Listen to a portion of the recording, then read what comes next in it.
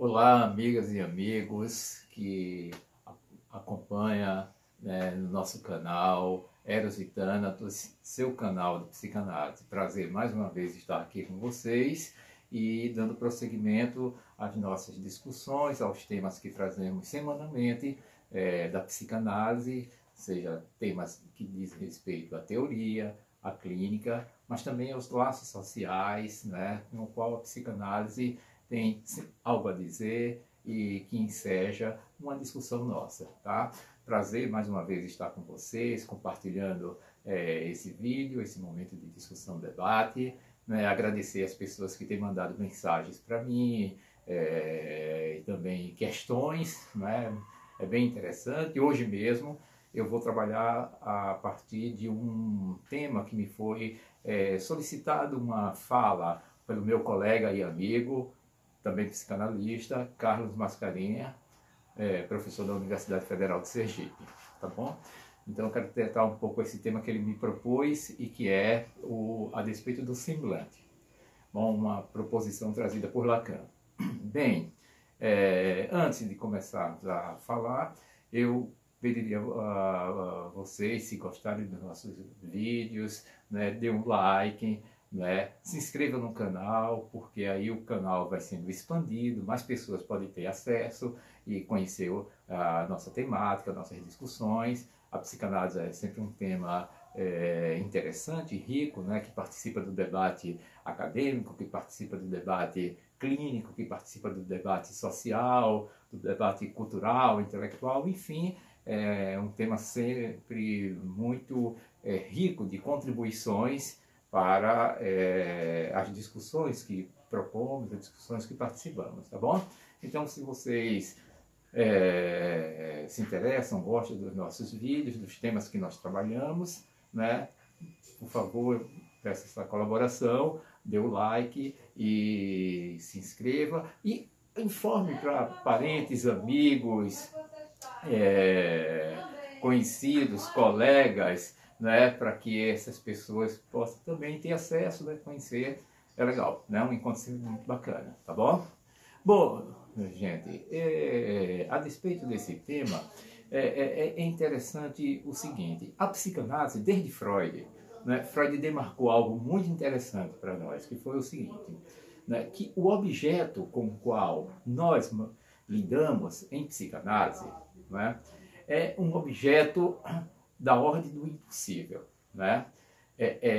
Freud falava então de um objeto chamado a coisa, das Dinge, que é um objeto que nós nunca possuímos, mas que nós, na realidade, enseja as nossas relações objetais. Um objeto que nós perseguimos na nossa busca dos nossos desejos, dos nossos interesses, dos nossos ideais, enfim, mas que nós nunca o reencontramos. Então Freud dizia, é um objeto perdido, mas jamais possuído. Nós nunca possuímos esse objeto. Então o que Freud assinava para nós é que, a despeito da concretude, racionalidade, objetividade que nós buscamos organizar nossas vidas, e que o tecido social que nós vivemos, particularmente no Ocidente, ele é muito concentrado, é onde se fala bastante a despeito das coisas no nosso mundo, no entanto, a nossa vida ela é implicada pelo invisível,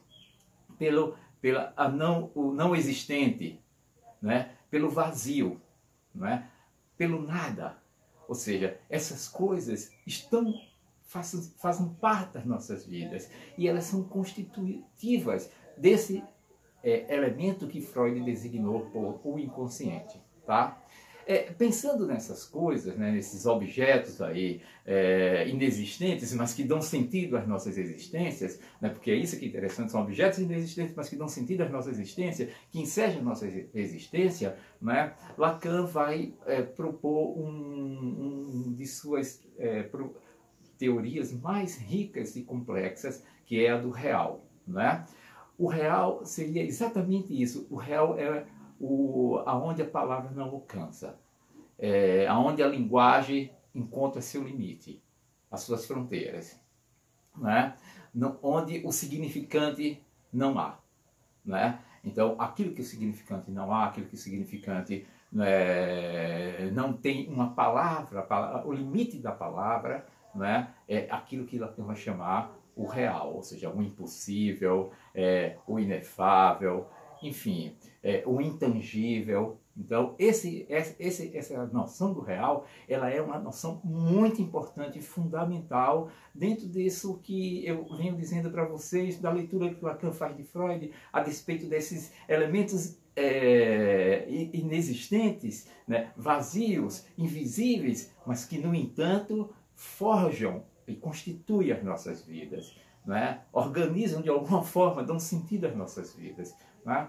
E dentro dessa concepção de Lacan, ele vai falar de alguma coisa que é, ou seja, a construção da linguagem a partir de 3 elementos: o real, o simbólico e o imaginário. E o simbólico e o imaginário, eles teriam, digamos assim, a função de tentar involucrar esse real, mas que esse real é o vazio. Então, o simbólico, ele involucra o real, mas que na realidade é um vazio. É uma tentativa, né, a partir da palavra e também no imaginário, a partir da imagem, de criar uma cobertura, uma impressão para o real. No entanto, se esbarra no fato de que o real sempre escapa, né? E nesse esforço que o simbólico e o imaginário faz, particularmente o simbólico, é aí que nós temos o semblante. Então, o semblante, ele está associado de algum modo nessas coisas que a gente imagina ser aquilo que galvaniza o nosso desejo por corpo, materialidade, por objetos presentes, prementes, tangíveis, mas que a gente investe nele nos nossos interesses, né? Como, por exemplo, os objetos de consumo, né? Mas que eles se constituem, na realidade, como simulacros, como semblantes, né? Como fantasias dos objetos reais. Ou seja, os objetos reais são aqueles objetos que, na realidade, não existem, né? Não existe no sentido tangível, no sentido material, no sentido em que você possa identificar numa coisa X ou Y, num objeto de consumo. E veja que o nosso mundo, particularmente no Ocidente, na cultura do consumo de massa, essa cultura, que é a cultura da economia liberal, né? Essa cultura o tempo todo apela e nos pede que a gente invista nesses objetos de consumo de massa que nos são oferecidos como sendo os objetos que vai realizar a nossa felicidade, o nosso desejo, os nossos ideais, né? Que vai atender às nossas fantasias no sentido de uma concretude, no sentido daquilo que nos torne razoável, que possa participar e organizar os nossos gozos. Acontece que esses objetos que nós investimos muito, muitas vezes acreditamos na nossa lógica materialista, né, no sentido